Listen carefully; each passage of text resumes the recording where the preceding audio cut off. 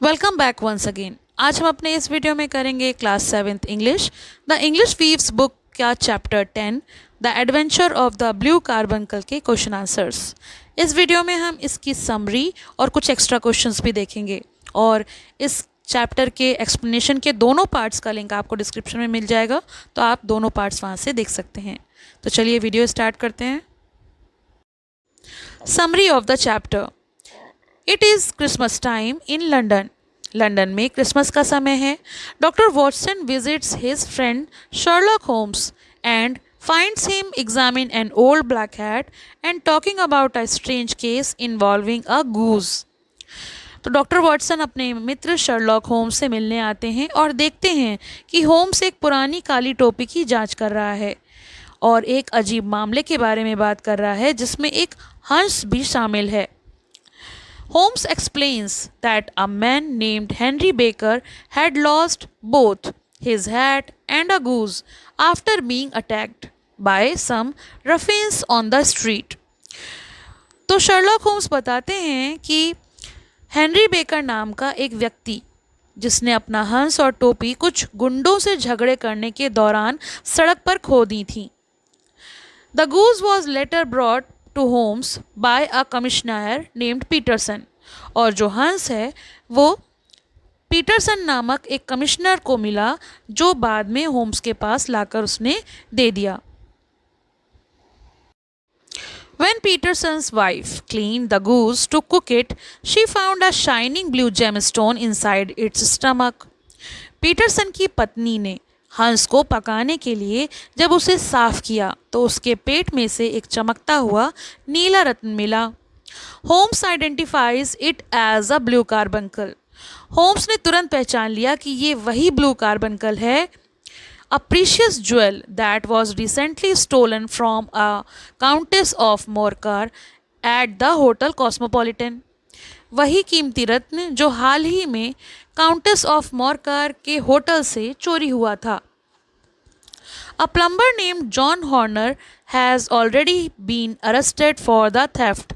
और एक प्लम्बर जिसका नाम जॉन हॉर्नर था उसे गिरफ्तार भी किया गया था चोरी के आरोप में। But the missing stone had not been found until now. लेकिन जो स्टोन खोया था, जो रत्न खोया था, वो अभी तक कहीं भी नहीं मिला था। Holmes decided to trace the path of the goose to find the real thief.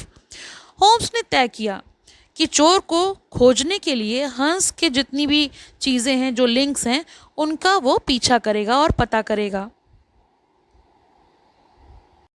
He discovers that Henry Baker bought the goose from Mr. Windigate at the Alpha Inn, who in turn got it from a Covent Garden salesman named Breckenridge.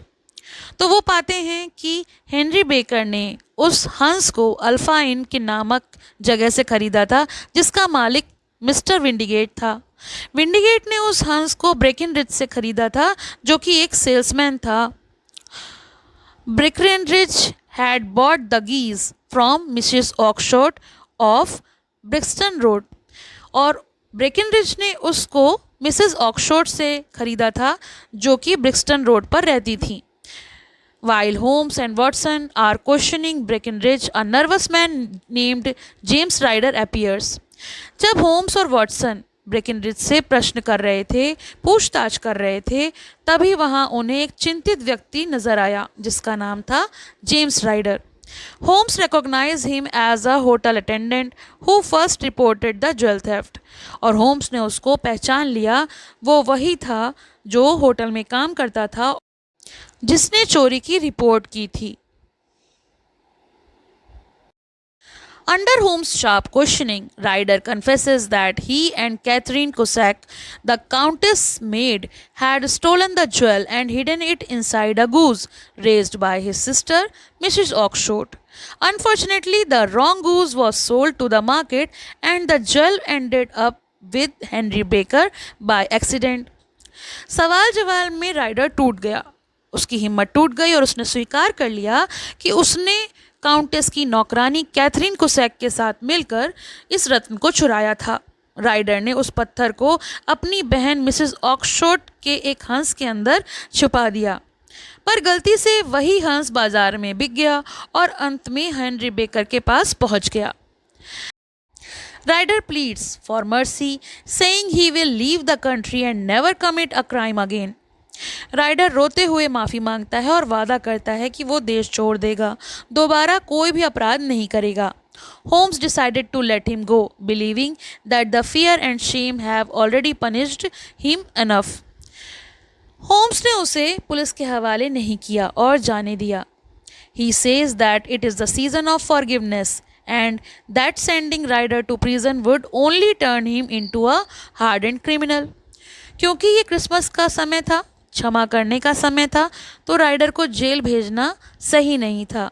वो हमेशा के लिए अपराधी बन जाएगा। डर और शर्म ने पहले ही उसे सज़ा दे दी है, ये सोचकर होम्स ने उसे वहाँ से जाने दिया। Moral of the story highlights Sherlock Holmes' brilliance, logic and compassion. ये कहानी शर्लॉक होम्स की तीव्र बुद्धि, तर्क शक्ति और करुणा को दर्शाती है। It also reminds us that forgiveness can sometimes reform a person better than punishment, especially during the spirit of Christmas. और ये भी सिखाती है कि कभी कभी क्षमा करना दंड से अधिक प्रभावी होता है, विशेषकर जब बात सुधार की हो, और ये तो क्रिसमस का सच्चा संदेश है। 12 questions and answers from the chapter. First question, who is the detective in the story? कहानी में जासूस कौन है? Answer Sherlock Holmes. Question number 2, who is Holmes' friend and narrator? Holmes के मित्र और कहानी के कथावाचक कौन हैं? Answer doctor Watson. Question number 3, what object was lost along with the goose? हंस के साथ कौन सी वस्तु खोई थी? आंसर हैट, एक टोपी। Question number 4, what festival is being celebrated in the story? कहानी में कौन सा त्योहार मनाया जा रहा था? Answer Christmas. Question number 5, what was found inside the goose? हंस के अंदर क्या पाया गया था? Answer blue carbuncle, Neela Ratna. Question number 6, who brought the goose to Holmes? हंस को होम्स के पास कौन लाया था? Answer Peterson, the commissioner. Question number 7, who owned the lost goose? खोया हुआ हंस का मालिक कौन था? Answer Henry Baker. Question number 8, who was accused of stealing the jewel? रत्न की चोरी का आरोप किसको लगाया गया था?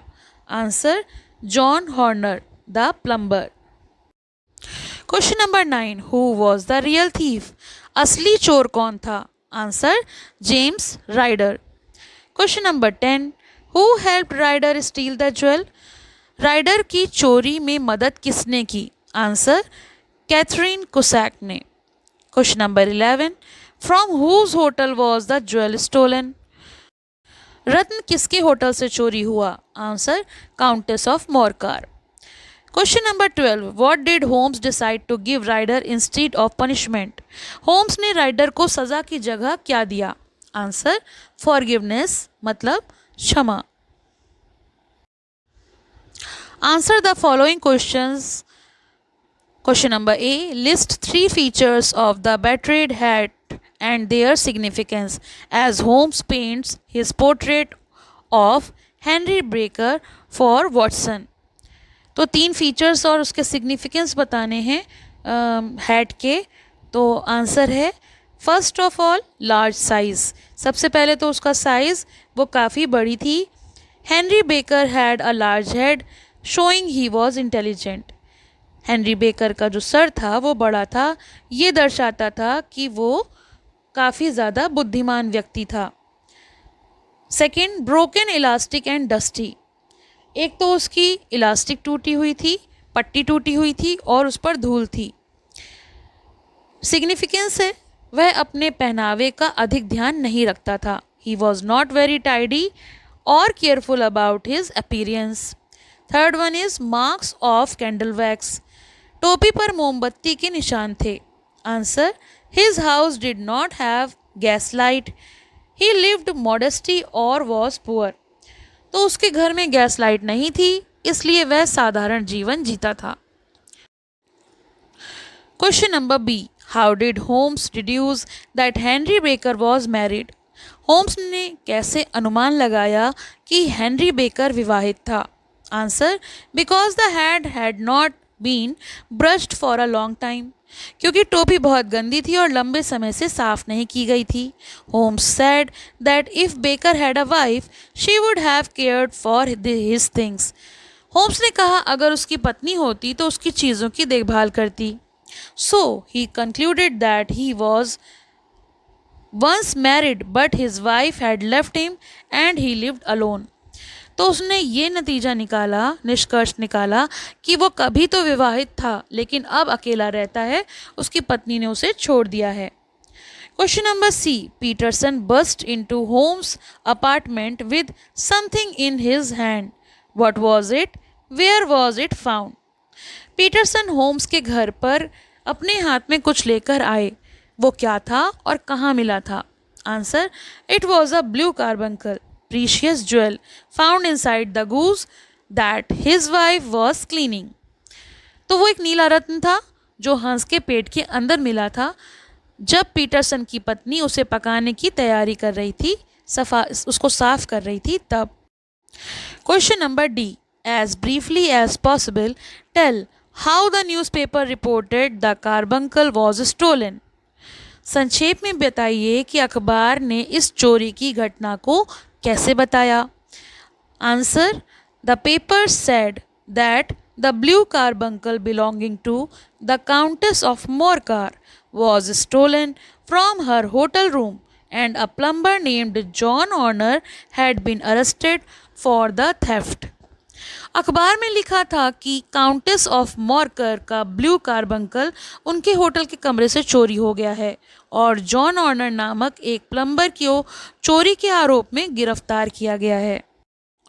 Question number E, say how each of these characters contributed to the plot. बताइए इन पात्रों ने कहानी में क्या भूमिका निभाई है। पहले हैं Henry Baker. Lost his goose and hat, this loss led Holmes to begin the investigation. उसका हंस और टोपी खो जाने से ये रहस्य जो है वो शुरू हुआ। सेकंड है landlord at Alpha Inn. Alpha Inn का मालिक। Sold Henry Baker the goose helped Holmes traces the bird's origin. उसी ने हेनरी बेकर को हंस बेचा था जिससे होम्स को अगला सुराग मिला। थर्ड है ब्रेकिनरिज। A goose seller at Covent Garden Market, he gave clues that led Holmes to Mrs. Oxshott and finally to the real thief. वे बाजार में हंस बेचने वाला व्यापारी था जिसने गुस्से में मिसेस ऑक्शॉट का नाम बता दिया और होम्स को सही दिशा में पहुंचा दिया जिससे कि ये असली चोर पकड़ा गया। Question number F, how did Holmes get the name of the goose supplier out of Breckenridge? Holmes ने ब्रेकिनरिज से हंस बेचने वाले का नाम कैसे निकलवाया? Answer, Holmes pretended to argue with Watson that Breckinridge was wrong. Holmes ने वॉटसन से झगड़े का नाटक किया जिससे ब्रेकिनरिज को गुस्सा आ गया। The argument made Breckinridge angry and he shouted out the name Mrs Oakshott revealing the source.